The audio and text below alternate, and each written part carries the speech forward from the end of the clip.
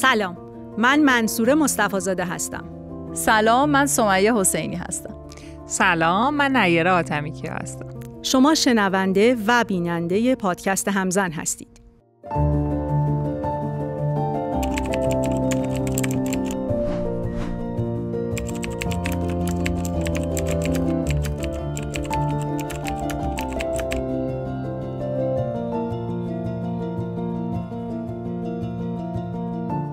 من وارد این سینمایی که شدم یاد که خاطرات دوره دبیرستانم افتادم، خاطرات دهه 60 که میشه نهنگنبر بعدی رو خاطرات من بسازن.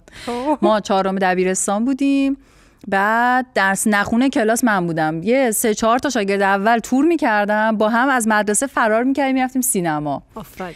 بعد مدرسه ما هم خیلی مذهبی بود. ما مثلا فکر کنم با چادر و اون موقع مثلا حتی نقاب روسری رو نمیشد به این راحتی بیرون بذاری، با چادر میرفتیم سینما. بعد سینمای 10 صبح دوشنبه کی آخه تو سینماست؟ سربازا. آره دقیقاً، یه 2-3 تا سرباز اونورتر بودن. ما مثلا 4-5 تا دختر چادری دبیرستانی نشسته بودیم تو سالن سینما. بعد تا در وامی شد یکی بیا تو، ما ببین این چادره رو اینجوری میکردیم، رومون رو میگرفتیم، اینجوری میشستیم مثلا که کسی نتونه قیافه‌مون رو تشخیص بده. میگفتیم الان مدرسه اومدن پیدا میکنن. میدونی که نمیبینن از در سینما تو تاریکی بیای تو، اصلا نمیبینی. ببین یه مش دختر بچه ترسیده درس خون رو در نظر بگیر که مثلا جز اولین خلافای زندگیشونه. والا اینجوری که تو میگی فرار کردیم همچین یه مش بچه ترسو اینا. آره. به نظرش من تا این کاری نکردم. خب اونام خیلیشون دفعه اولشون بود. بعد مثلا منظره رو تصور کن که مثلا 5 تا خانم چادری اینجوری نشستن زل زدن به پرده سینما، مثلا دارن 7 دیوید فینچر میبینن در این حد.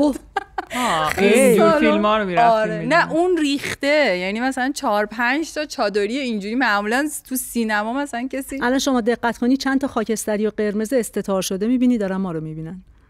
آدم روشه. من نمیتونم برگردم، من نترسناک.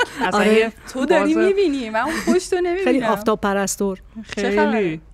حالا سوال پیش میاد که ما اصلا چرا اینجاییم امروز؟ ما دفعه پیش موزه نادر ابراهیمی بودیم، همین 2 قدم اونورتر. آره. الانم اینجا سینمای مجموعه باغ هنر، مجموعه اراضی عباس‌آباده، چون اسپانسر پادکست اراضی عباس‌آباده داریم هر بار یه تیکه ای از اراضی رو طی می‌کنیم. نه اینجا همش یه تپه است، ما تیکه‌های مختلفش رو می‌ریم. یه عرصه رو فتح می‌کنیم. آره.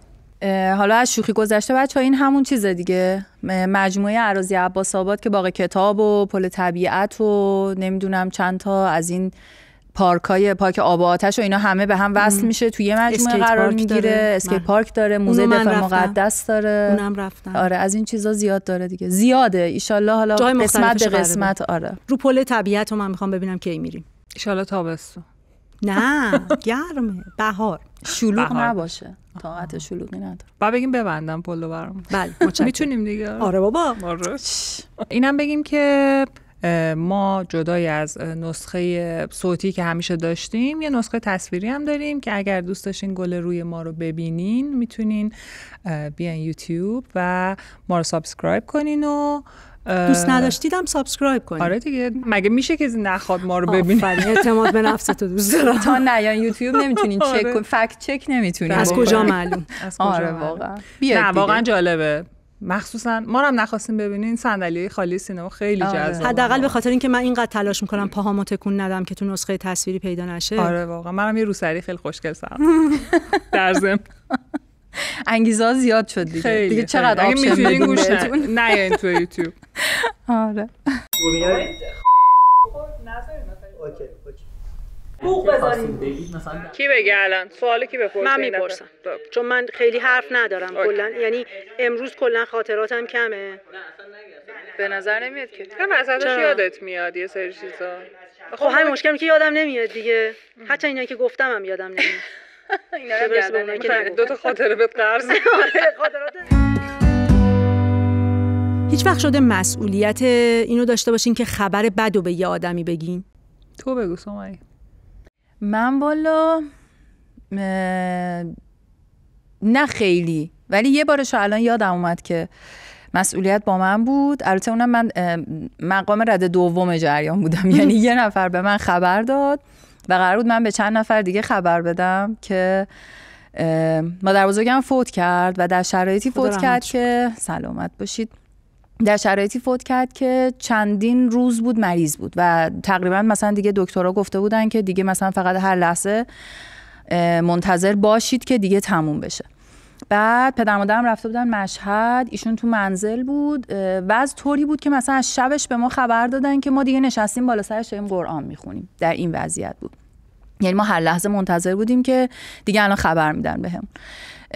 بعد دم اذان صبح شد و مامان خبر دادن که این اتفاق افتاده و بعد من منزل ماماینا تهران بودم اون موقع، یعنی به من خبر رو دادن و من قرار شد که خبر بدم، مثلا به خواهرام خبر بدم، به همسرم خبر بدم و همزمانم بگردم دنبال بلیط که ما همه بریم مشهد برای مراسم و اینا. بعد من مثلا به خواهرم خبر دادم، بعد اون خیلی به هم ریخت، مثلا گریه زاری، من خیلی یعنی مسلط بودم رو خودم. بعد به همسرم خبر دادم، اون تسلیت گفت وای مثلا ناراحت شدم، همچنان مسلط بودم رو خودم. بعد زنگ زدم یه آژانس هواپیمایی که شماره‌شو بابا از قبل به من داده بود برای اینکه مثلا وقتی خواستین بلیط عجله‌ای بگیرین این میتونه کمکتون کنه. زنگ زدم بهش و بعد گفتم ببین مثلا من باید عجله‌ای برم مشهد، مثلا 5 تا بلیط میخوام، باید برم اینا. گفت خانم نمیشه شلوغه فلان، چرا اصلا میخوای بری؟ گفتم ببین مادر بزرگم فوت کرد.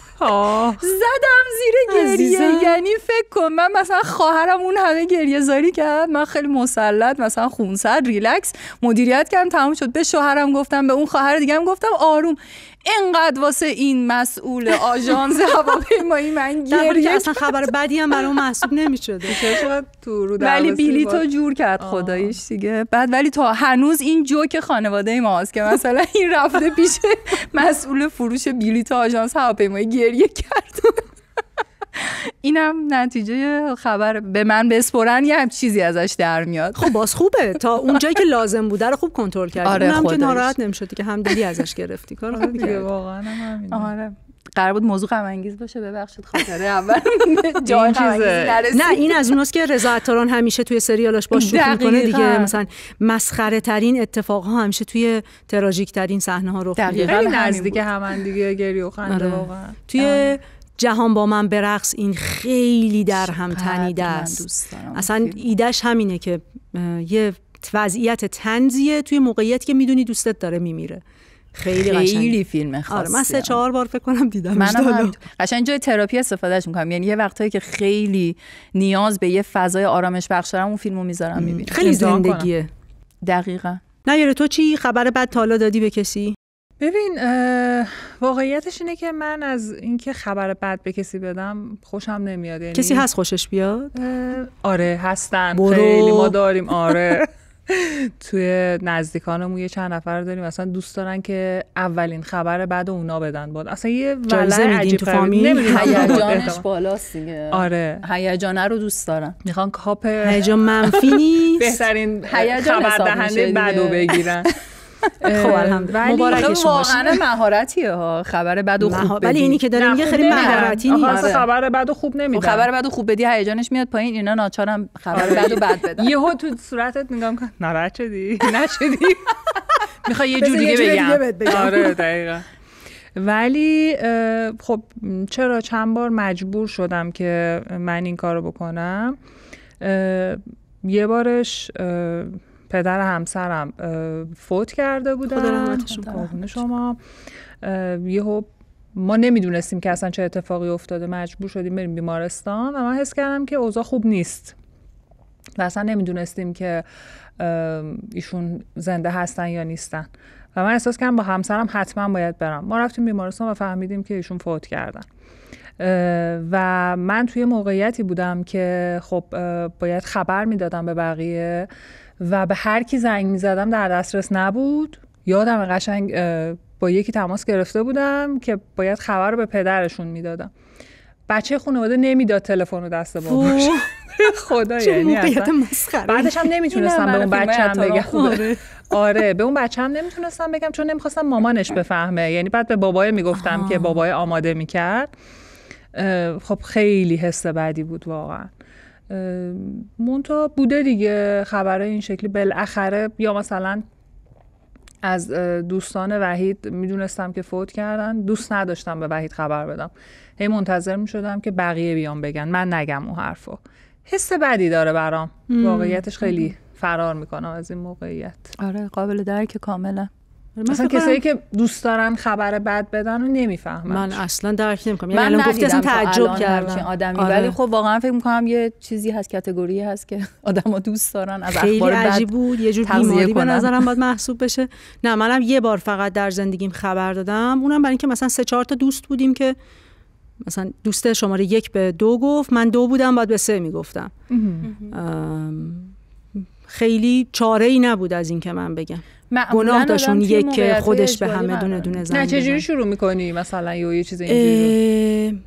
انتخاب کلمه خیلی سخته دیگه. وقتی میخوای خبر بد رو بدی، اولا که اگه اون خبر برای خودت هم خبر خیلی بدی باشه، اصلا خودت هم نمیتونی باور کنی. یعنی اول باید خودت پذیرفته باشی که بعد به نفر بعدی بگی و به وضوح آدم اون دقایق یا ساعات اول خودش هنوز نتونسته باهاش کنار بیاد، به خصوص اگه ناگهانی باشه، یه اتفاق مثلا همین اگه 2 ماه باشه گذشت مریض باشه، 2 هفته تو بیمارستان باشه، بالاخره برای همه آدم‌ها یه خورده به کلمه‌هاش انگار فکر کردن، نه اینکه دوست داشته باشن بخوان ها، ولی بالاخره میدونن که اون کلمه قراره به زودی استفاده بشه. ولی وقتی اتفاقی باشه خیلی سخت میشه. و من فقط یادمه که وقتی بهش زنگ زدم فقط 2 تا کلمه گفتم فاطمه رفت. بعدش هم اونم هیچ پاسخی نداد و من فقط از اون ور صدای مثلا جیغ و گریه شنیدم. تموم شد. یعنی کل مکالمه ما همین بود. ساعت 5 صبح. مثلا خبر فوت کسی که به قول تو مثلا مریضی داشته از قبل، مثلا مادر بزرگ خودم فقط زنگ زدم گفتم ببین سلام مادر جون، مشخصه فعلش رو طرف تو ذهنش میسازه. کافیه. آره ولی اون فعلی که تو ناچاری استفاده کنی که خبر رو منتقل کنه سخت‌ترین نقشش خیلی سخته.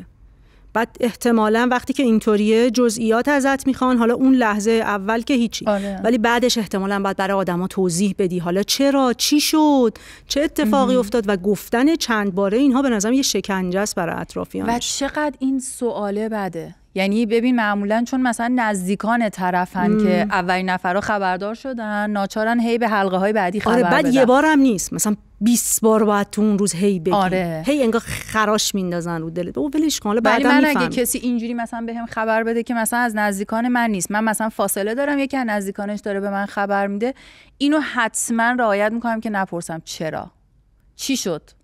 اصلا اینو نمیپرسم، فقط تسلیت میگم و مثلا بعدن چرا رو از یکی دورتر بپرس. ببین شده مثلا من از دوستان خانوادگی قدیمیمون مثلا فوت کرد، دخترش مثلا خبر داد، من تسلیت گفتم، ماجرای این که جزئیات فوتش چی بوده رو 3 سال بعد فهمیدم چون به خودم اجازه نداده بودم که اون موقع بپرسم و بعدش هم دیگه موقعیت پیش نیومده بود که مثلا من یکی رو پیدا کنم بپرسم چی شد، چرا این اتفاق افتاد. ولی بچه من یه چیزی رو تو همین قضیه متوجه شدم، ما 3 تا این روحیه رو داریم، ولی من دیدم آدمایی که دوست دارن اگر که یه مصیبت این شکلی دیدن هی در موردش حرف بزنن. بستگی داره با کی داری حرف میزنی. با مثلا دختر خاله همسایه شوهر عمت که نمیخوای حرف بزنی، ولی با خواهرت دوست داری راجعش حرف بزنی. مسئول آژانس مثلا هواپیمایی هم شاید جواب باشه. من یکی از دوستام نمونه نقض حرف من بود. من یکی از دوستام چند سال پیش بچه خیلی کوچیکش رو از دست داد، اصلا خیلی ناگهانی، مثلا پسر بچه فکر کنم 3 سال خورده‌ای بود، دچار سرطان شد و فوت کرد. من همش فکر می‌کردم که بعد اجازه بدیم که اون سوگواریشو بکنه تو تنهایی و اینا. یه سری از بچه‌ها بودن هی گیر میدادن نه بعد بریم حرف بزنیم چی کنیم اینا. من گفتم آقا ولش کنین. بعدن که گذشت من دیدم که چقدر اون آدم سپاسگزار بود از آدم‌هایی که اومدن هی باش حرف بزنن. و من فهمیدم که خب باید اون اتفاق میافتاده و من نباید چی میگن نظر خودم رو توی موقعیت این شکلی تحمیل بکنم، چون آدم‌ها نظرات مختلف دارن، شاید دوست داشته باشه حرف بزنه در مورد. الو سلام، من سر زدم. خب کاری نمیتونم بکنم، سر زدم. یه قطع و بس بکنم بگیرش. چه وضعیتی؟ نه نورو بگیری حالا بده. اوکی. میدونی بدی انتخاب کلمه مبهم توی این موارد میتونم این باشه که آدمی که داری بهش خبر میدی نفهمه. یعنی مثلا اگه بگی رفت، همین اتفاق دقیقاً افتاد. من صبح توی گروه خانواده‌ام، چون اون دوستم کاملاً بخش از خانواده ما محسوب میشد دیگه، انقدر رفت آمد داشتیم، نوشتم که رفت. بعد بابای من اون موقع کاظمین بود، یعنی خبر دادم و گفتش که یکی پرسید کجا رفت، گفتم از اتاق عمل دیگه بیرون نیومد، برنگشت، مثلا یه همچین چیزی. بعد بابام فکر کرده بود که منظورم اینه که مثلا از بیهوشی در نیومده و گفت من دارم میرم حرم کاظمین، دعا میکنم براش که ایشالله زود برگرده. بعد من احساس کردم که نه، این نمیرسونه، گفتم دیگه بر نمیگرده.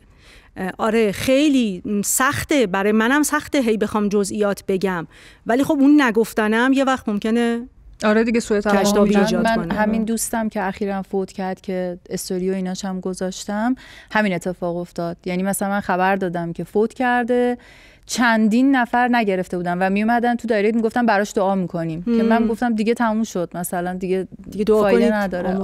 آره یه خوردم این ایرادو داره دیگه، برای اون کسی که میخواد خبر بده ابهام کمک کننده است، ولی بعد ناچار میشه هی توضیحش بده. فکر کنم بدتر هم میکنه کارو. شاید همون اول یه کلمه صریح به کار میبرد، دیگه لازم نبود اینقدر توضیح بده.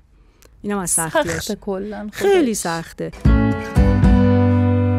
شما پنهان میکنید خبر بد رو، مثلا یه خبر بدی رو بگید مثلا نگیم الان به یکی؟ انتخاب شخصی من اصلا این نیست، ولی دو جور تجربه داشتم. یکی این که ناچار شدم با یه عده‌ای که از من مثلا بزرگتر بودن تو قضیه تصمیم گرفتن پنهان کنن همکاری کنم. یه وقتی هم یه خاطره الان یادم افتاد که تصمیم گرفته بودن خبر فوت یه بنده خدایی رو از یه نفر دیگه ای پنهان کنن که به نظر من اصلا لزومی نداشت و اصلا چیز نبود که مثلا حالا این طرف الان خیلی حالش گرفته بشه از فوت فلانی. من گفتم بهش. حالش گرفته شد یا نشد؟ نه. اونجوری هم نبود. خیلی بعد با جزئیات توضیح بدم نمیدم، ولی دو تا تجربه رو داشتم. یعنی یه بار درک کردم، گفتم خب حالا من باشم میگم، ولی خب حالا شماها مثلا چون میدونین این آدم خیلی اذیت میشه تصمیم گرفتین فعلا بهش نگین، باشه اوکی، ولی اون یکی خیلی بیخود تصمیم گرفتین نگین. نمیگن بعد چی میشه؟ چون من اصلا چنین تجربه‌ای ندارم. مثلا نگین فکر بعد آخرش چی میشه؟ ببین یکی هست مثلا مادر بزرگ من چند سال آخر زندگیشونو یه ذره اصلا حالا خیلی هوش و حواسشون سر جاش نبود، دلیلی نداشت که بدونه که مثلا برادرش فوت کرده یا خواهرش، چون باشون خیلی هم در ارتباط نبود. یعنی حالا در ارتباط هم بود مثلا 2 ساعت دیگه یادش نمیومد باش تلفنی حرف زده. اون حالا آدم میتونه نگه، چه چیزی داره. ما یه شوخی میکردیم، میگفتیم مامان بزرگم که فوت کرده رفته اونور، میگه ای فلانی تو همینجا. دقیقاً خبر نداده بودم. مادر بزرگ منم یه با حقایق اونجا مواجه. من حالا اتفاقا جالبه سر این قضیه پنهان کردن خبر، خیلی این کارو میکنن با آدمی که راه دوره. یعنی مثلا ایران ببین همزمان من و پسر داییم ساکن ایران نبودیم، من یه جا بودم، ایشون هم یه جای دیگه بود. شوهر خاله من که میشد شوهرعمه ایشون فوت کرد. این آدم یه آدم معتبری بود توی خانواده ما، یعنی مثلا خیلی آدم فرهنگی بود، آدم خوشفکری بود، خیلی با نوجوانا ارتباط میگرفت و از زمانی که وارد خانواده ما شده بود مثلا من و پسر داییم هم جزء کسایی بودیم که با این آدم خیلی ارتباط فکری پیدا کرده بودیم، یعنی یه جوری حمایت فکری میکرد ازم. بعد من از قبل به خانوادم سپرده بودم به هیچ عنوان همچین چیزایی رو از من مخفی نکنین، چون دیگه کلا آرامش روان منو میگیرین. برای همین اینا به من گفتن. یعنی همون صبحی که ایشون هم خیلی ناگهانی فوت کرد، همون صبحی که این اتفاق افتاد مثلا با فاصله 1-2 ساعت بعدش من خبردار شدم. خب از همونجا زنگ زدم، با خالم صحبت کردم، بعد مثلا تونستم هماهنگ بکنم مثلا به 40م اقلا برسم، توی یه مراسمش باشم. من مراحل سوگ رو طی کردم همزمان با خانوادم. بعد به پسر داییم خانواده‌اش تصمیم گرفته بودن نگن.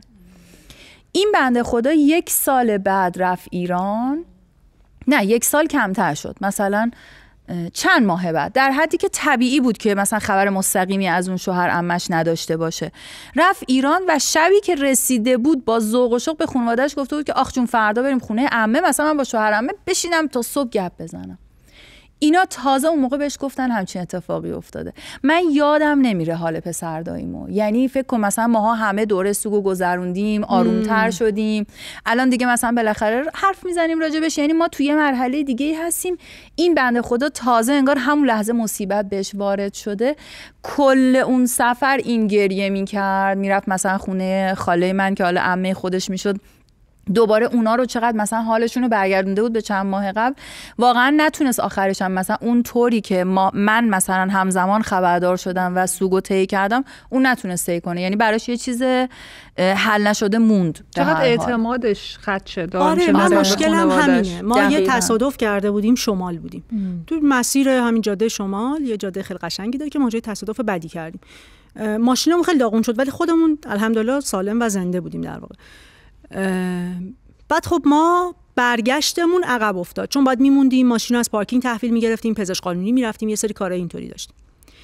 رضا اصرار داشت که حتما به مامان باباش بگیم. گفتم نه آقا، اگه بهشون بگیم اونا تا ما رو نبینن که خیالشون راحت نمیشه، پا میشن این راهو میان اذیت میشن، اینا برمیگردیم بهشون میگیم. اصرار که نه. حرفش هم این بود که اگر ما این بار بگیم اونا میدونن که هر اتفاقی بیفته ما بهشون میگیم، پس اگر ما یه جایی باشیم و دیر بکنیم دفعه بعد نگرانی نیستن که شاید یه اتفاقی افتاده به ما نمیگن. خب حالا به نظر منطقش درست بود و با وجودی که احساسی فکر نمی‌کردم کار درستی باشه بهشون زنگ زدیم و تعریف کردیم. استدلالی که همسرت کرده بود من برای مامانم اینو کردم دیگه، قبل از فوت شوهر خالم بهشون گفتم، یعنی از موقعی که داشتیم از ایران خارج می‌شدیم فکر می‌کنم بهشون گفتم هیچ چیو از من مخفی نکنین، حتی ساده ترین چیزای منفی، مثلا نه لزوما خبر فوت، فلانی مریض شده مثلا یه روز رفته بیمارستان مثلا. گوش کردم به حرف. آره و واقعا آرامش من حفظ شد. به قول تو دیگه خیالم راحته که مثلا اگه یه چیزی بشه من متوجه میشم، اینا قایم نمیکنن از من. آره این یه اطمینان ویژه‌ای به آدم میده. من گفتم آقا الان تو زنگ بزنی بگی اینا تا ما رو نبینن که خیالشون راحت نمیشه که ما سالمیم. به هر تعطیله.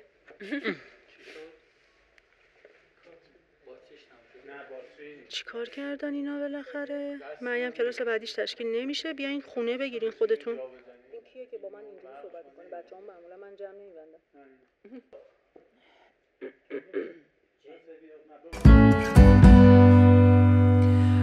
من مامانم یه اخلاقی داره، یه سری اتفاقای این شکلی رو به من نمیگه. حالا فوت و اینجور چیزا رو که خب بالاخره یهو آدم باید بره مراسم شرکت بکنه دیگه، ولی مثلا یهو چه میدونم یهو رفتن بیرون با بابا مثلا با موتور بودن خوردن زمین، بعد من 2 روز بعد میفهمم، میگم چرا به من نگفتی؟ آخه ناراحت میشدیم. میگم خب بابا بگین به من. مامانم میگم هر وقت سرحال و خوشحال و شاد و خندون باشه بعد بری تو بیخ ماجرا، داره یه چیزی رو مخفی میکنه، یه خبری هست مامان چی شده. زیادی خوشحاله. آره. این اخلاق مامان منم داره، اتفاقی که برای خودش میفته. آره درباره بقیه رو نه، مثلا حالا هر چه اتفاقی چیزی باشه میگه بهمون، ولی برای خودش مثلا شده میره مثلا چه میدونم بنزین تموم میکنه، موبایل شارژش تموم میشه، گم میشه، بعد میاد پیاده‌شه میخوره زمین. یعنی باور کن تو یه ماجرا مثلا چند وقت پیش همه این اتفاقا واسش افتاده بود، ما 2 روز بعدش فهمیدیم، بعد از اینکه به هر بدبختی بوده خودش رو نجات داده بود رسیده بود خونه، 2 روز بعدش تازه توضیح داد که آره من فلان جا که رفتم مثلا اینجوری شده بود. میگیم مامان جان خب همونجا که داره شارژ گوشی تموم میشه به یکیمون زنگ بزن. نمیکنه این کارو متاسفانه. خبر ذره ذره فقط پسر خاله. چیزو دیدین اون قسمت یه برنامه داشتن که مهمون میومد براشون، یه مهمونشون رامبو جوان بود، فکر کنم اومده بود استعدادیابی بازیگری کنه، یه همچین چیزایی می‌خواست بازیگر انتخاب کنه برای فیلم جدیدش از بین عروسکا. بعد اومد به پسر خاله گفتش که ببین تو تصور کن که من ماشینم مثلا یکی زده بهش داغونش کرده، بعد به همین خبر رو چجوری میگی؟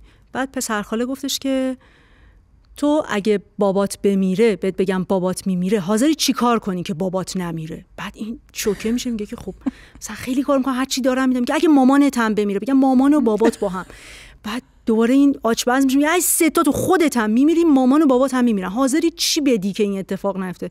میگه خب همه چیمو، هر چی دارم، ماشینم، خونم اینا. میگه خب خیالت راحت، مامان و بابات و خودت سالمی، فقط یه ماشین قراضه است آقا شده. خدا رو چقدر خوب بود. یه جوری به مرگ میگیره. خوشم اومد از مدل. ایده پسر خاله. من یه دوستی دارم خیلی سال پیش بر من تعریف میکرد که عمه پدرش فوت کرده بوده، بعد میخواسته خبر به باباش بده، گفته بابا اون عمت بود که فلان اینا، گفته خب، گفته دیگه نیست. نه این اون نبود. آره نه این اون نبود. ولی میگه بابام اول خندید از مدل خبر دادن من، بعد تازه احساس کرد که خب یه خبر بدی بوده، الان ناراحتیه. خنده هیستریک بود، قبول کن. آره بگیم یکی بگیم جوکر رو. خب من که اصلشو گفتم. یکی نه جوک نه، این یکی تلفون نه ما الان جوک می‌خوایم بگیم. حالا بگیم یا نگیم؟ باشه همین جوکای مجله رشد ولش کنیم. خب بگیم هم چنیدن نیست. اون جوکای بی‌مزه احترام بود. ما خودمون آدمای بی‌مزه‌ای هستیم. دیدین یه وقتایی صبح جمعه که همه بعد خواب باشن، در حال استراحت باشن، تلفن زنگ میخوره؟ چه حسی صبح بهتون جمعه دست باشه؟ صبح روزی که تو انتظار داری آدما تا لنگ ظهر بخوابن دیگه. هیچکی همت تلفن زدن نداشته آره باشه. مگر کسی که بخواد خبر بدی بده. من دقیقاً یه خبر اینجوری گرفت. سایلنت خبره چی؟ بذار برسه. خبر پیداست میکنه در هر صورت، یعنی سایلنت هم بکنی یه جوری از در و دیوار میاد تو. آره من دقیقاً اتفاقاً فوت مادر همسر ما همینجوری خبردار شدیم. منتها ما 2 تا تلفن روز صبح داشتیم، چون مادر همسرم ساعت 6 از فرودگاه تماس گرفت که داشتن میرفتن کربلا. نزدیک ساعت 8 به ما خبر دادن که توی هواپیما ایشون فوت کرده و هواپیما همونجا تو اصفهان نشسته و اینا رو پیاده کردن. یعنی به فاصله 1.5 ساعت نزدیک 2 ساعت ما 2 تا تلفن اینجوری صبح اول وقت گرفتیم که خب اولی رو انتظارشو داشتیم چون خدافظی کرده بودیم، میدونستیم ایشون عازمه، ولی دومی اصلا قشنگ حال زلزله داشت. خیلی عجیب بود. خیلی یعنی واقعا اونی که زنگ زد خبر داد واقعا برادر شوهرم بود تفلک، چون تو اون سفر همراهش بود و کسی دیگه نبود خبر بده. خودش خیلی حالش خراب. و ببین دقیقاً اینجوری همون مدل کلماتی که گفتم، یعنی فقط گفت مامان با حال گریه، اصلا دیگه جمله رو معنا نداشت. ولی اونجا هممون فهمیدیم دیگه، به خاطر اینکه ایشون خب قلبش مشکل داشت و باید میرفت یه کاری برای قلبش انجام میداد که قول داده بود من برم کربلا برگردم میرم فلان کارو میکنم. یعنی یه جورایی مثلا ذهنیت چیزی داشتیم هممون، ولی بازم از فاجعه بودن تلفنه همین مدلی که مثلا دیگه تو 6 صبح زنگ زدی خدافظی کردی، انتظار اون تلفن دومیه رو نداشتیم. آره تلفن نصف شب دم کله سحر اینا خیلی ترسناکه. خیلی باید ترسناک باشه. من تجربهشو ندارم. ان شاءالله هیچ وقت هم تجربهشو نداشته باشی. در ساعات اداری به خبر بد اون قابل تحمل. در ساعات اداری واقعا بهم خبر بد دادن. یه بار اون 1000 سال پیش که همشهری جوان بودم، تو دفتر همشهری جوان بودیم که داداشم خیلی قشنگم خبر بد داد. زنگ زد گفت که منصور مامان رفت فرهزاد. گفتم خب. گفت زنگ زد بابا هم رفت فرهزاد. گفتم خب. گفت فکر کنم بابا بزرگ مرده. این مدل پسر خاله بوده. آره. باباش خیلی حدسشو با من در میون گذاشت. حالا من دقیقاً تو این دفعاتی که ساکن ایران نبودم، خیلی سال پیش که تازه موبایل داشت رایج میشد. دوستان دقت کنید، اینم یه سوژه برای هنگامبر سیاره. ببین واقعا اینجوری بود، یعنی اینجوری بودش که فقط SMS میتونستی بزنی یا زنگ بزنی با موبایلت. از این موبایلی که آنتن دارم میاد بیرون. آره از اون نقره قدیمی ها بود درش اینجوری وا میشد اون دوره. بعد خواهرای من واسه من جوک میفرستادن، مثلا فکر کن از دوره تلفن تازه منتقل شدی به دوره موبایل، بعد خارج از ایرانی، بعد مثلا تصورت اینه که آقا کار ضروریه، اصلا چه معنی داره استفاده. بعد اینو واسه من جوک میفرستادن. واقعا من طوری عصبانی شدم که دیگه یه بار باشون دعوا کردم. یعنی یکی از سفرها که رفتم ایران گفتم سر جدتون با SMS موبایل بر من جوک نفرستین. من هر دفعه این زنگ SMS میاد قلبم میریزه که چی شده اینا دارن بر من نوتیفیکیشن نبود که تو همش حرمت داره. واقعا موقع حرمت داشت بابا. بله. اصلا برای خبرهای خیلی آره. بعدن دیگه بایبر اومد گروه زدیم دیگه اونجا بخیر راحت جوکاتونو بگید. سر شدی دیگه کلا نسبت به جوکات جایگاه پیدا کرد. با SMS موبایل کسی جوک نمیگه. قبلا موبایل تازه اومده بود آدمو شب موبایل خاموش میکرد صبح روشن میکرد. اصلا میگفتن امواجش ضرر. خواهرای من خیلی همیشه سوء استفاده میکردن از تکنولوژی خیلی زود. نه پیام نوتیفیکیشن صبح تکان دهنده برای من خاطرش فقط صبح جمعه دیماه بود که خبر شهادت حاج قاسم و من البته موبایل برداشتم کسی زنگ نزده بود. موبایل برداشتم و اولین خبری که دیدم این بود. کجا دیدی خبرشو؟ یادم نمیاد کجا دیدم، ولی یادمه که جزو معدود بارهایی بود که من محکم زدم تو صورت خودم، یعنی بی اختیار خیلی فاجعه بود. خیلی اصلا یه خبر تکان دهنده بود. من خیلی طول کشید تا چیز کنم، تا مثلا پردازش کنی. نه اینجوری بودم که نه بابا الکیه. بعد من رفتم همون روز ضبط کتاب بازو داشتیم، قشنگ رفتم ضبط نشستیم، انگار هیچ اتفاقی نیفتاده و احساس می‌کنم بقیه هم در همین حال بودن. حس می‌کردی شایعه است. آره اون ساعت‌های نزدیک ظهر دیگه آدمو باور کرد. بعد خب صبح بود، من ظهر از اونجا رفتم خونه مامانم اینا، بعد و دیدم که داداشام هم اومدن، مثلا خیلی بی اختیار انگار هممون جمع شدیم اونجا و نمیدونم اخبار چه ساعتی بود که دیگه تصویر نشون داد. بعد اونجا بود که یه لحظه انگار همون گفتیم نه مثل که دارن راست میگن.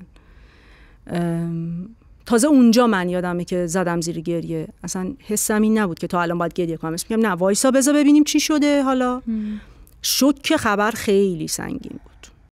من اونو خیلی شروع اتفاقاتی بود که دیگه صبح خبرهای مختلف میرسید. دیگه سر شدیم؟ نه نشدیم آقا، ما همینجوری تو شوکیم. خبرها هی داره رشد یعنی میکنه. من صبح خبر رو شنیدم تا ظهر طول کشید که درکش بکنم و باورش کنم و عملا میتونم بگم ظهر انگار این خبر به من رسید به معنای واقعیش. شما کی بهتون خبر رسید؟ من فکر کنم بعد از اون کسی که موشکو زد نفر دوم من خبردار شدم. تو اتاق عملیات بودی؟ یکم اونورتر. من ماهان نوزاد بود دیگه، اون موقع 6-7 ماهش بود فکر میکنم. بعد من داشتم میخوابوندمش، نوزادم که ساعت خواب مشخص نداره دیگه، منم تقریبا ساعت خواب مشخصی نداشتم و ساعت 1:28 بود دیگه. 1:28 چون یه حالت آیکونیکی پیدا کرد، الان خیلی هم همه جا چیز میکنن. من واقعا میتونم بگم شاید 2:20 اولین چیزش رو تو توییتر دیدم که هنوز همون حالت چیز بود. یه انفجاری پیش اومده تو فرودگاه بغداد، میگن یه آدمای معروفی بودن توی فرودگاه، بعد کم کم یه آدمای معروفی بودن شد حاج قاسم بوده، نمیدونم ابو مهدی مهندس بوده، بعد هی گفتن که نه تایید نشده. دیدی چه جوریه دیگه؟ نه به سلامت نشست، هلیکوپترشون رفتن مثلا با ماشین دارن مسیر رو ادامه میدن. دقیقاً اون موقع بسیار نگران کننده است. نه ایشون که حالشون خوبه، ایشون به سلامت رفتن، نمیدونم به هدف نخورده دیگه. از فکر میکنم ساعت 3:30 تایید شد خبر، یعنی رو توییتر دیگه همه میدونستن. عکسایی که بعدها الان میگی مثلا توی اخبار نشون داد یا مثلا حدودای ظهر در اومد، تو توییتر فکر می‌کنم از 3 دیگه عکس‌ها در اومده بود. توییتر به کجا وصلن بچه‌ها؟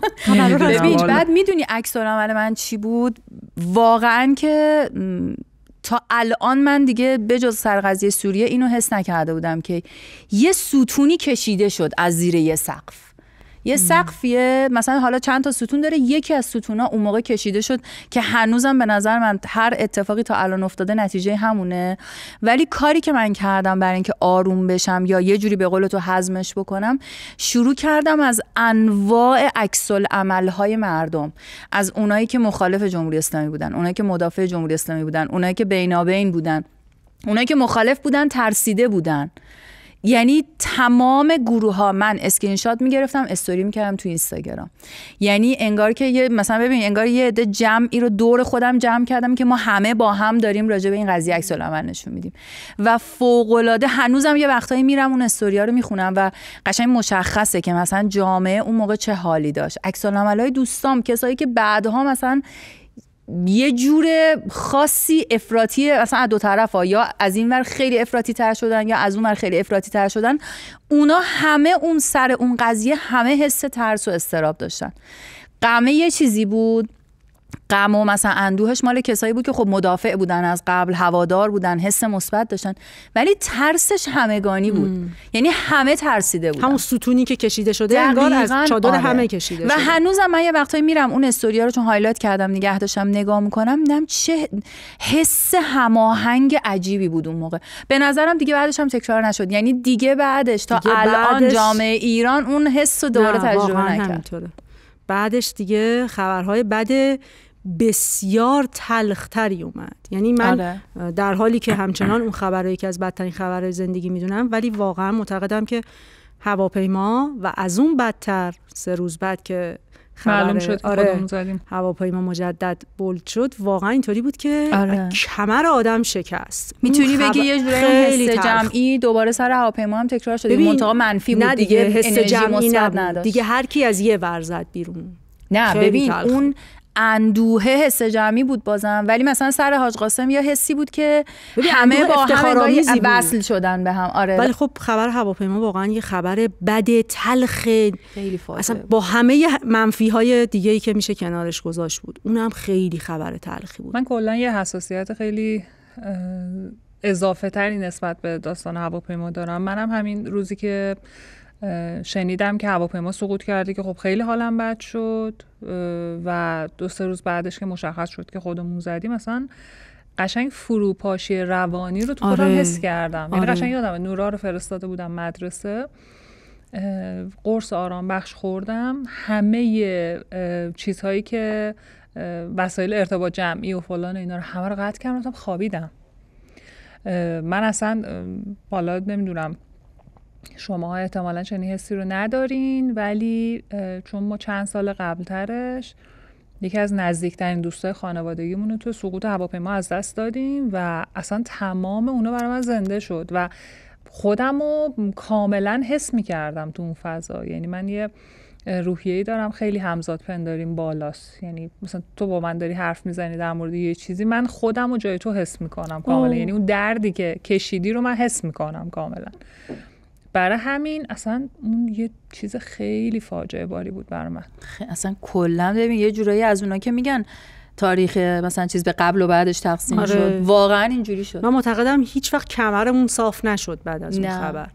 اون خبره آره، حالا بعداً خبرهای دیگه هم سوار شد روش که هی کمر خمدر رو عوض کرد.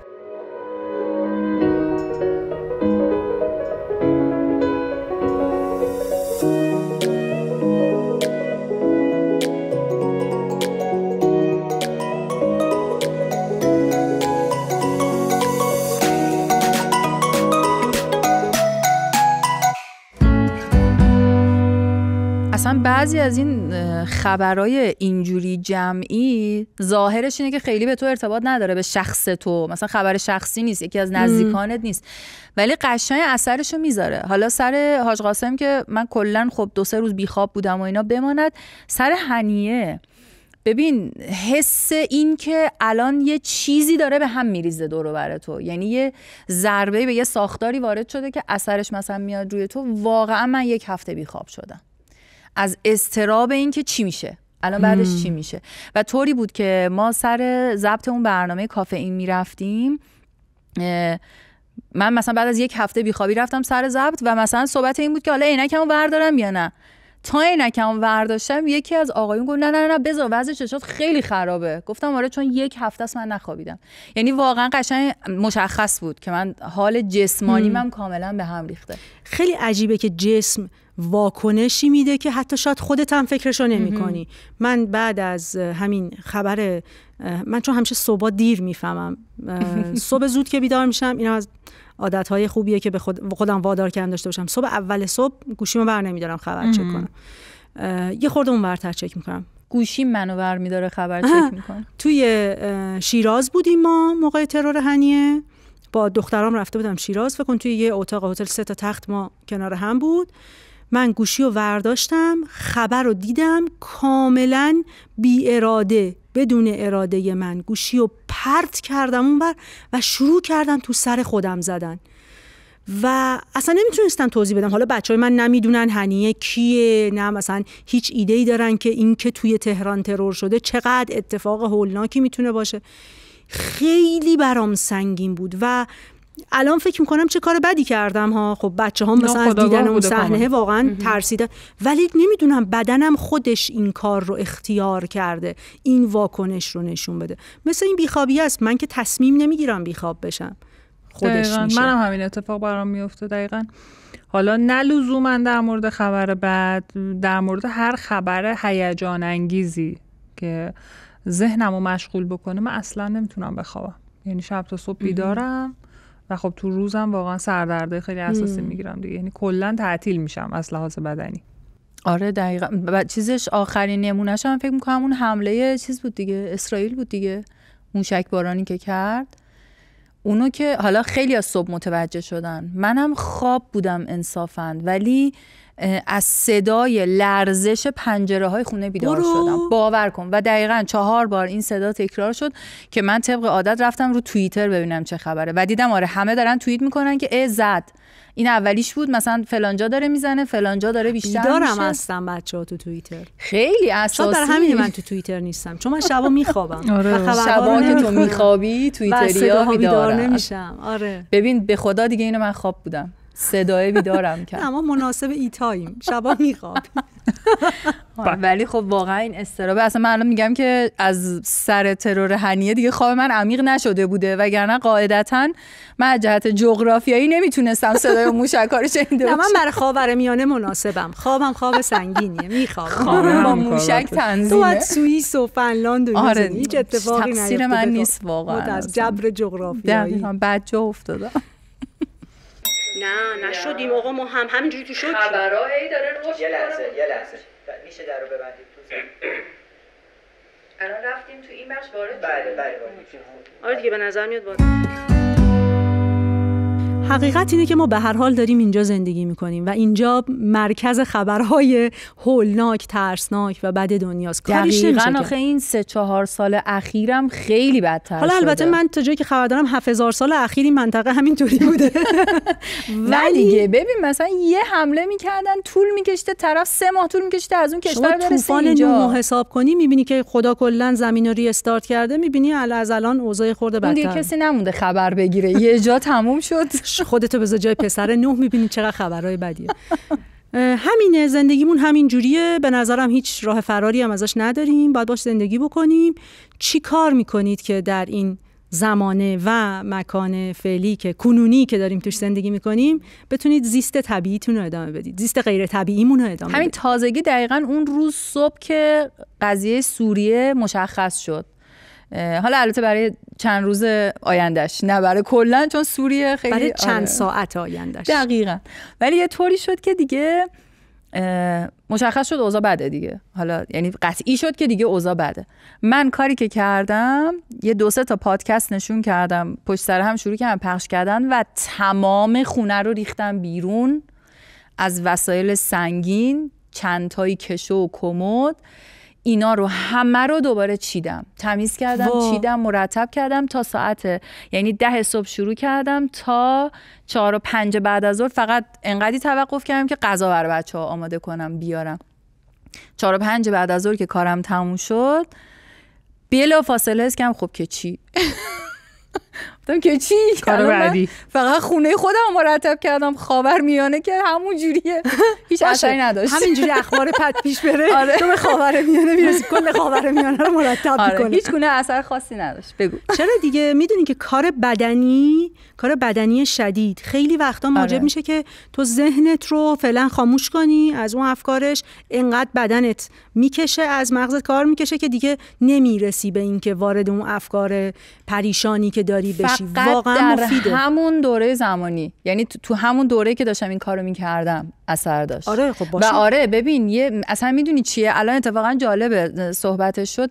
من چند وقت شدیداً معتاد این ویدیوهایی شدم رو اینستاگرام که نظافت خونه های خیلی کثیفو نشون میده. اینه که فرش کثیف میشونه. دقیقاً. فرش نه، مثلا ببین خونه مثلا طرف 5 سال فقط ریخته، اونا رو خیلی نگاه میکنم. یا نجاری، وای نجاری به نحو شدیدی آرامش دهنده است. یک کنده بیشکل بدبختی که مثلا از جنگل‌های محل سکونتش اینو جدا کردن آوردن، میاد با ابزار، با کنترل، بعد یه نفر آدم توی کارگاه تک و تنها اینو میتراشه، تبدیلش میکنه به یک نتیجه ملموس. یعنی میدونی انقدر دنیای بیرون دچار ابهامه و انقدر حس ناتوانی داری از اینکه بتونی اثری روش بذاری. این کارایی که 0 تا 100 رو انجام میدی یا انجام دادنش رو میبینی که از نقطه 0 میرسه به 100 و یه نتیجه ملموس میذاره جلوت، واقعا بر من آرامش بخشه. تماشا کردنش یا ساختنش، مثلا همون نظافت خونه، یا حالا این حوزه تخصصی نیره است، ولی من یه وقتا اینجوری مثلا میرم یه دستور سخت شیرینی پزی پیدا میکنم و شروع میکنم درست کردن. یه کار 0 تا 100 که سریع هم نتیجه بده. یعنی بخوای ولش کنی که مثلا حالا من چند بار دیگه نتیجهشو میبینم، برای من جواب نیست، بعد همون روز جوابشو ببینم. من راجع به خبر بد باید خودم رو دور نگه دارم. چند ساله به این نتیجه رسیدم، مثلا 5-6 ساله که فهمیدم که من اصلا آدم خبر بد خوندن، خبر بد پیگیری کردن اخبار نیستم. خیلی میزان آسیبش برام زیاده. بعد یه همسری دارم که همه ی خبرها رو از همه دریچه ها میخونه، یعنی مثلا کانال هایی که پیگیری میکنه در 2 قطب مخالف عالمن. من ثبت میکنم طول روز در حد سرتیتر اخباری، یه سری کانال هست خبر خیلی کوتاه مثلا در 3 کلمه مینویسه، در این حد اطلاعات به میرسه. بقیه‌اش رو ثبت میکنم شب که همسر خودش که ترکید میفهمید، نه میاد برام با تحلیل تازه، مثلا اینا اینجوری گفتن، اونا اونجوری گفتن، به نظر میاد که اینطوریه، اینجوری بوده، اونجوری خواهد شد. حالا یه پادکست هم معرفی میکنم کنارش، ضمن اینم اگه خواستی ببینی تاریخش چی بوده اینو. من خودم اونیم که تو خانواده‌ام اینجوریم. آره اون پکیج کامل ماست. من دیگه چیز میشم، چون واقعا نگاه کردم دیدم که از یه جایی به بعد زندگیم فلج میشه. یعنی یهو نگاه میکنم میبینم روزها گذشته و من فقط خبر خوندم بدون اینکه اون خبره حتی موجب کوچکترین رشدی در من بشه. رشد حتی اطلاعات ها، یعنی این اطلاعی که کسب کردی به دردی نمیخوره توی زندگی حتی دراز مدته.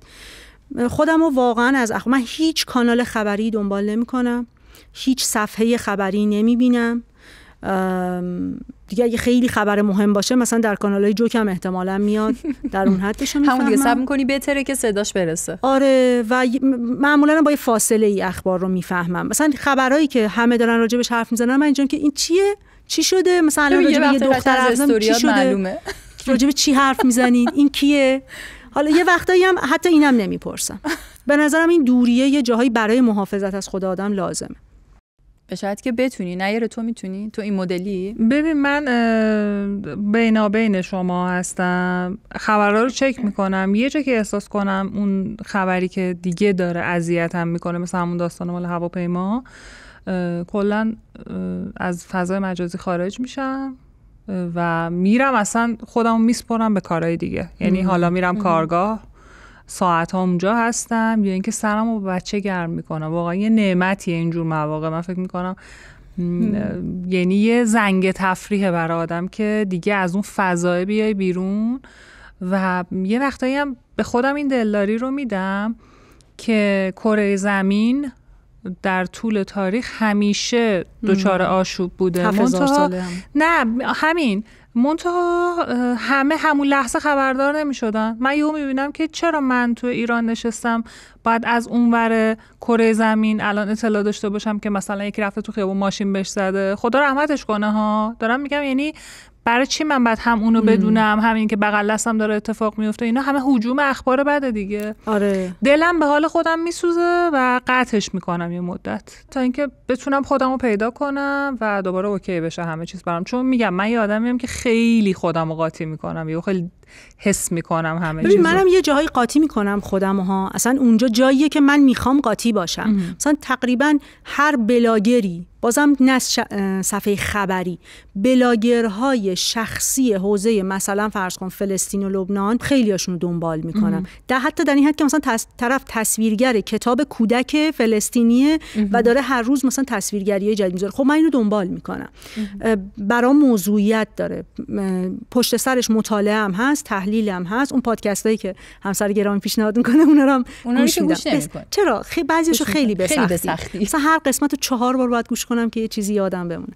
ولی اون تیکه رو انتخاب کردم، بقیه‌شو دیگه نه. یه تیکایی اصلا آگاهانه گذاشتم. خب ببین ناخودآگاه اینجوری میشه. مثلا الان منم واقعا اون چیزی که نیره گفت مثلا اینجوری نیستش که برام مهم باشه. مثلا الان نمیدونم خبردار شدین یا نه، اینو من توی ضمن مثلا تحلیلی که یه نفر داشت از این تحلیل آخر از زمانی‌ها داشت میگفت مثلا راستی فلان جا هم سیل اومد، چیز شد، یه زلزله خیلی شدید اومد توی کالیفرنیای آمریکا فکر میکنم همین تازگی. من مطمئنم ما در مورد کالیفرنیا هیچی در احادیث آخر زمانی نداریم. نه اینو نوستراداموس گفته بوده. آره نوستراداموس. من قسمت قبل گفتم بهتون دیگه، یکی از اون ویدیوهایی که معلم پرورشی ما برام میذاشت دقیقاً همین بود. زلزله‌ای که در مثلا آخر از زمان مثلا به روایت اون ویدیو، زلزله‌ای که در آخر زمان میاد منجر به سونامی میشه، بعضی شهرهای آمریکا میره زیر آب و چند روز پیش اون زلزله اتفاق افتاده. خب یه زلزله بالا اینم 7 ریشتری هم چیزی. خب من اونو واقعا نرفتم ببینم خبرشو، یعنی در حد این که گذری مثلا تو توییتر یه دونه توییت ازش دیدم رد شدم، اصلا پیگیری نکردم. ولی مثلا یه چیزایی مثل این که تو خاورمیانه داره اتفاق میفته، نه میخوام بگم منم انتخاب میکنم ولی خاورمیانه رو نه، به چند دلیل. یکی این که مثلا خب واقعا روحیه من اینجوری نیست، من میگم خب حالا من ندونم هم داره اون اتفاقی میفته، من ترجیح همینه بدونم. مثل خبر بعدی که صحبتش بود دیگه، من مثلا وقتی من توی کشور مثلا دیگه هم یه نفر تو ایران فوت کرده به طور فیزیکی به من ارتباطی پیدا نمیکنه، اما من ترجیحم همچنانه که من بدونم این خبر. خب خیلی مهمه که این ورودی ها چقدر روی خروجی زندگیت اثر میذاره. همین میخواستم بهش برسم. چند وقت پیش همین تصمیم گرفتم که صبح که بیدار میشی، مثلا فرض کن تصمیم گرفتم که صبح تا ظهر یه کاری رو انجام بدم، بشینم مثلا این رمانی که دارم مینویسم بنویسم، برم مثلا سر کارم و این 3 تا کار رو انجام بدم. برای خودم برنامه میذارم که تا قبل از این که اون کاره که برای صبحم گذاشتم، صبح تا ظهرم گذاشتم انجام ندادم، هیچ کانالی رو نبینم، هیچ خبری رو چک نکنم. مثلا ممکنه گروه دوستای خودم رو ببینم و باهاشون حرف بزنم، ولی هیچ حالا مرجع خبری، حتی اینکه اینستاگرام رو باز نکنم اصلا که ببینم چه خبره. این کار رو انجام بدم، ببین مطمئنم که من اگه صبح تا ظهر از سرنگونی مهمترین مثلا دیکتاتورهای دنیا هم مطلع نشم، هیچ اتفاقی نمیفته. خب تو حوزه زندگی کاری تو آره اینجوریه، ولی مثلا ببین راجع به خودم بفهمی چه فرقی داره. ببین اولا که رشته دانشگاهی که من خوندم خیلی مستقیم مطالبش با حکمرانی و جامعه شناسی مرتبطه. نه ببین یعنی موضوع صبح تا ظهره، یعنی این که من 8 صبح بفهمم ببین تو داری میگی مانع کارات نشه دیگه. من اتفاقا می‌خواستم به اینجا برسم، نه مانع کارای من نمیشه. یعنی اولا که هیچ کدوم از برنامه‌ریزی روزم معطل نمیمونه. یعنی من هم مثلا چه می‌دونم سفارش‌های کارهایی که دستمه طبق بودجه بندی که براش انجام دادم، مثلا امروز مثلا اینقدر صفحه از فلان مطلبو کار کنم، این کارا رو انجام میدم، رو پایان‌نامه‌ام دارم کار میکنم، کارهای بچه‌هام هست، کارهای خونه هست، هیچ کدوم اینا معطل نمیمونه. خب و حتی من این تقید رو دارم سال هاست که به هیچ عنوان من از این خبرها توی خونه حرف نمیزنم، با همسرم هم حرف نمیزنیم، بچه‌های من به هیچ عنوان از ما این چیزا رو نمیشنون. شده بیان بپرسن. میشه من جواب بدم؟ من خیلی معذرت میخوام. سلام. متشکرم. ببخشید من توی ضبطم، میشه بعدا صحبت کنیم؟ باشه کات بدیم. چیز است، تعمیرگاه است. ببین شده مثلا بچه‌ها بیان یه چیزی بپرسن. مثلا ریحانه چند وقت پیش سر انتخابات آمریکا تو تیک تاک ویدیو دیده بود و اومد پرسید که مامان اینا چرا رفتن به ترامپ رای دادن؟ چجوری چی در این آدم دیدن؟ که مثلا من اونجا وارد بحث شدم باش. خب یه سری اطلاعات از قبل داشتم، یه سری از خودش سوال پرسیدم که تو اصلا چی میدونی، برداشت خودت چیه، ولی واقعا سال هاست که من نمیرم مطرح بکنم. یا مثلا حتی اگه بچه‌ها اظهار نظرهایی بکنن، مثلا چند روز پیش داشتم به محمد علی میگفتم یه نظری داد راجع به یکی از همین مسائل روز خاورمیانه، بهش گفتم ببین مامان جان احساس میکنم که بد نیست با هم یه صحبتی بکنیم، یه نگاه کلی تری پیدا کنی راجع به مسئله. هر وقت خودت حسشو داشتی بیا با هم صحبت کنی. و همون موقع هم حتی بهش نگفتم که نه مثلا داری راجع به فلان قضیه به فلان دلیل اشتباه می‌کنی، فقط بهش گفتم به نظرم داری زاویه بدی نگاه می‌کنی. یعنی روی کارهای روزمره من اثر نمیذاره. در عین حالم ببین جزء علاقه‌های شخصی منه، یعنی من نمیرم خبر فقط بخونم، من اون چهارچوبی که اخبار داره توش اتفاق میفته برام مهمه. یعنی اون ساختاری که مثلا باعث میشه الان سوریه این اتفاق بیفته یا چی شد خب که این مثلا اصلا برای تو دیگه خبر بد محسوب نمیشه عملا. چیزی که ما بهش میگیم خبر بد هم داره. ببین جنبه بد هم داره، ولی من از جهت علاقه شخصی هم برام مهمه، برام جذابه. یعنی مثلا این بیشتر یه خبر هیجان انگیز یا یه مثلا اطلاع اضافی داده جدیده، برای من نه خبر بده. برای همین میگم یعنی بستگی داره تو زمینه مثلا زندگی کاریت علایقت چجوریه، بر اساس اون تنظیم کردی. برای من احساس میکنم هنوز این ترکیبی که برای خودم چیدم جواب میده. آخه میدونی مثلا در مورد من یه آدمیم که تو هر موقعیت بدی که پیش میاد، حالا موقعیت‌های بد شخصی، همیشه دنبال اینم که خب چیکار کنیم درستش کنیم. یعنی من بچه‌م میخوره زمین، واقعیتش یه وقتا یادم میره بهش بگم که ای وای چی شدی فلان و اینا، سری بلند میشم بلندش میکنم. آره خیلی عملگرام. و وقتی که میبینم یه سری خبرها رو دارم میشنوم و کاری در موردش ازم بر نمیاد، اون خیلی منو عصبی میکنه. میگم که خب من الان وقتی که نمیتونم کاری انجام بدم، برای چی باید پیگیر باشم که بخوام بدونم اینا رو؟ این واقعا یه احساس ناامیدی جمعی میاره ها. یعنی آدم ها یه عالمه خبر میشنون که هیچ اثری نمیتونن روی اون خبره بذارن، روی دنیا فقط بذارن. میشنوی و بیخیال میشی. میدونی مثل چی؟ مثل بچه‌هایی که میومدن سر چهارراه به زور به ماشین آویزون میشدن تو کمکشون بکنی. از یه جایی به بعد تو دیگه تصمیم میگرفتی اینا رو نبینی. وقتی که بخوای ببینی، باهاشون همزاد پنداری بکنی، همه این اتفاقا بیفته، کار خاصی هم که نمیتونی بکنی. تو حتی اگر از اون بچه خرید می‌کردی یا بهش پول میدادی، به نفعش نبود، به ضررش بود. برای همین این اتفاق میافتاد و تو بعد از یه مدت میدیدی که چقدر داری چیز میشی، از چی بهش میگن، حالت انسانی تو داری از دست میدی، لمس میشی. در مورد این قضیه هم همینه. من یه وقتی مثلا فکر میکنم که خب مثلا در مورد اخباری که اتفاق افتاده، من چیزی رو پیگیری میکنم، یه کلیتی از اخبار میدونم، ولی چیزی رو پیگیری کنم که بتونم کاری بکنم. مثلا برم تو کنه فلان خبر مربوط به یه اتفاق طبیعی دردناک، مثلا من یه آدمیم که کارای مربوط به هلال احمر رو بلدم، بتونم برم کمکشون کنم.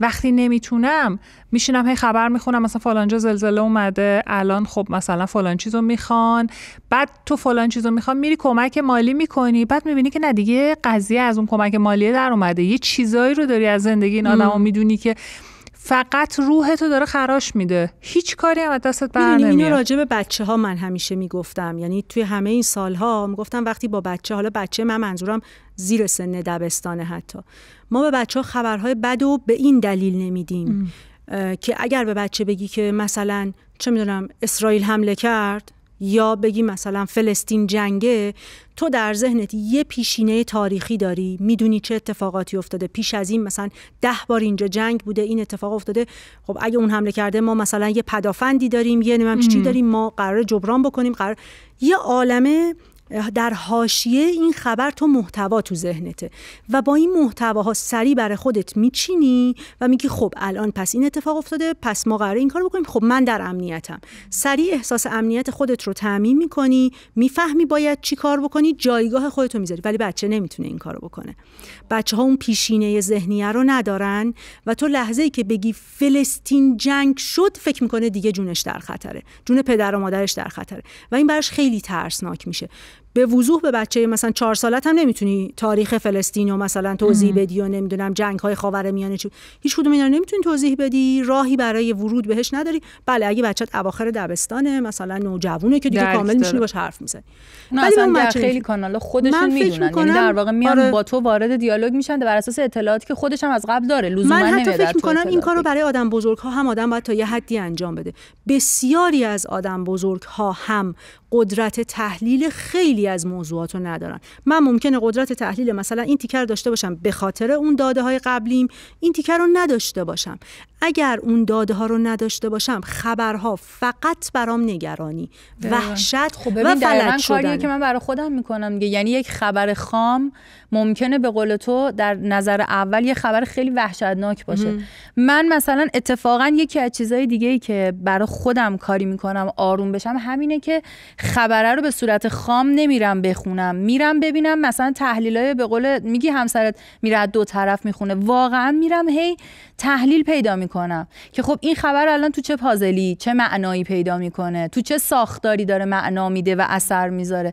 به اون تحلیله که برسم، اون نگاه کلیه باعث آرامشم میشه.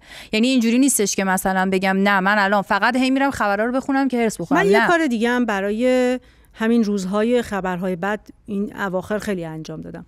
اینکه ساحت حتی میتونم بگم عزاداری برای خبرهای بدم رو از بقیه ساحت‌های زندگیم جدا کردم. نمیدونم کی به چنین توانایی رسیدم راستش، چون مطمئنم این توانایی رو قبلا نداشتم. از یه جایی به بعد انگار برای خودم ایجادش کردم. بسیار پیش اومده توی این روزهای اخیر که دیگه داره نزدیک 1 سال میشه، یه وقتی مثلا نگاه میکنم اینا من تنها توی خونه یا توی ماشین نشستم و من معمولا برای خودم مثلا یه مداحی پخش میکنم و میشینم گریه‌مو میکنم، قشنگ سیر گریه‌مو میکنم، تموم میشه، چشمامو پاک میکنم، دستمال کاغذی، تموم شد، خب حالا بریم دنبال بچه‌ها. خیلی ماشین جوابه از این جهت. آره ماشین پشت فرمون به شرطی که بزرگراه با سرعت بالا نباشی. آره میشه قشنگ استفادهشو کرد. اینو جدا میکنم. بعضی وقتا مچمو میگیرن، مثلا تو اتاق نشستم دارم برای خودم عزاداری میکنم، بچه‌م مامان چی شده؟ هیچی، مثلا یه اتفاقی 3 ماه پیش افتاده، من برای اون دارم گریه میکنم. آره نه من این الان چیز بود، زنگ عزاداری بود. ولی آدم باید پیدا کنه دیگه، هر کسی یه قلقی داره دیگه. آره اینم یه مدل. چون واقعا هم ببینید مثلا تو مثلا حالا من چون تجربهشو داشتم، مثلا وقتی تو توی چه میدونم یه کشور امن اروپایی یه گوشه دنیا داری زندگی میکنی، خیلی برات راحت تره انتخاب کنی که من خبرها رو نمیخونم، یا مثلا من روزی 1 ساعت خبر میخونم وسط خاورمیانه. از این اداها که تو این کتاب انگیزشی ها هست. آره دیگه ببین تو یعنی واقعا دیگه از این ساده تر که تو پنجره‌های خونت در خاورمیانه ممکنه در اثر موشک‌های اسرائیل بلرزه دیگه، از این اثر حالا ان شاءالله که از این بیشتر نشه. همون شب یه توییتی زده بودم، اون شبی که ایران داشت اسرائیل رو میزد فکر کنم، یکی گفته بود که از همین ایرانی‌های خارج از ایران بود، نوشته بود که پنجره رو باز کردم و کی فکرشو میکرد؟ شفق قطبی. بعد یه عکس از پنجره بود که شفق قطبی اونش پیدا بود، بعد یکی زیرش نوشته پنجره رو باز کردم و کی فکرشو میکرد؟ موشک. موشکا تو آسمون داشتن. ببین یعنی واقعا تو خاورمیانه حتی شما دوتا هم هیچ کدوم نگفتین من کلا خبر نمیخونم. نه دیگه گفتید یه جوری مدیریتش محدود میکنیم. آره معلوم میکنیم. حالا من اگه دست خودم بود راستشو بخواین اصلا خبر نمیخوندم. خب چرا دست خودت نیست؟ به خاطر اینکه یه بخشی از کارم توی اینترنت متاسفانه و مجبورم که تو اینترنت بگردم و بچرخم. اگر دست خودم بود همین دیگه. ببین پس تو محیطی داریم زندگی میکنیم که نمیتونیم ناخودآگاه آدم میبینه، ولی اگر میگم دست خودم بود یه دونه مثلا بقالی داشتم 100 سال سیاه موبایل باز نمی‌کردم. الان بهترین تحلیل‌ها رو تو بقالی و تاکسی میتونی بشنوی. بقالی هم داشتی زمین کشاورزی من انتخاب کردم قشنگ بشینی پشت تراکتور و هیچ صدایی همین الان خیلی بامزه است. من یکی از تفریحاتم اینه که تو اینستاگرام میرم صفحات بلاگرهای برای شهرهای غیر از تهران رو میگردم. با خیلی اوضاع خوبه اون تو، یعنی اصلا دغدغه ها خیلی متفاوته، میدونی؟ شهرهای کوچیکا، شهرهای بزرگ منظورم نیست. یه بار عمه شوهرم میگفتش که حالا باید با لهجه یزدی تصور کنید، خیلی اونجوری قشنگ‌تر میشد. میگفتش که ما که اینجا زندگی میکنیم دلامون آرومه، شما تو تهران همیشه دلاتون جوش جوشه. راست میگه ما همیشه جوش جوشیم. ببین حتی توی مثلا دارم میگم که شهرهای کوچیک و اینا، حتی من تجربهشو تو تبریزم داشتم، خیلی متفاوته با تهران. اصلا تو تهران انگار تو ناخودآگاه وسط ماجرا افتادی. ببین دیگه پایتخت آخه دیگه. حالا من در این زمینه به نظر این دوستمون نظرم نزدیک‌تره، نظر سمیه. اسم منو یادش نه می‌خواستم اشاره کنم اونایی که تصویر می‌بینن فقط بفهمن. من دوست دارم زندگی توی هیجان رو، یعنی هرگز انتخابم زندگی در یک روستایی در مثلا حاشیه یک شهری از دانمارک نبود. من 60 سالگی نه دانمارک نه، یه جایی تو خود ایران یه گوشه‌ای. الانم ترجیح میدم که در اون وسط ماجرا باشم. راستش وسط ماجرا بودن بیشتر دوست دارم. فکر می‌کنم اتفاقهای مهم همیشه وسط ماجرا میفته. من دوست دارم وسط اتفاقای مهم باشم. منم دوست دارم وسط ماجرا باشم، ولی فکر میکنم که برای اینکه وسط ماجرا بودن رو بتونم مدیریتش بکنم نیاز دارم که خودم رو از اخباری که خیلیاش اخبار غلطه دور نگه دارم. میدونی هستم اینو یعنی کاملا کل انرژی من باید بگذره به اینکه من بفهمم کدوم خبر درسته کدوم غلطه. آره این خیلی کار سختیه. من یه چیزی چند وقت پیش استوری کردم، نوشتم که انقدر من ایرانی که میشناسم و دوست دارم که احساس میکنم حتی اگه وطنم هم نبود این کشور رو دوست داشتم. الانم به نظرم یه جایی هستیم ما، یعنی ما اینجاییم تو ایرانیم، تو سال 1403 هستیم، تمام این اتفاقات افتاده، سن و سالمون یه جوریه که نه نوجوان و بچه ایم که مثلا بگیم نمیفهمیم چیزی، نه اینقدر پیریم که بگیم دیگه ما بعضی از افراد پشت صحنه نوجوان.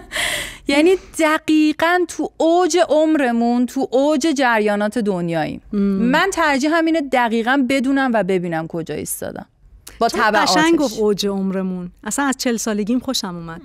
خیلی قشنگ. آره 40 سالگی فوق‌العاده است، قدرشو بدون. داری یا نداری هنوز؟ یه 2 هفته دیگه 40 سالم. مبارک بشه. 40 سالگی وسط خاورمیانه. اوف. اسم رمان بعدی. آره دقیقاً. آخرش اینم بگم دوباره که تشکر میکنیم از اسپانسر این قسمت پادکست و قسمت‌های قبلی.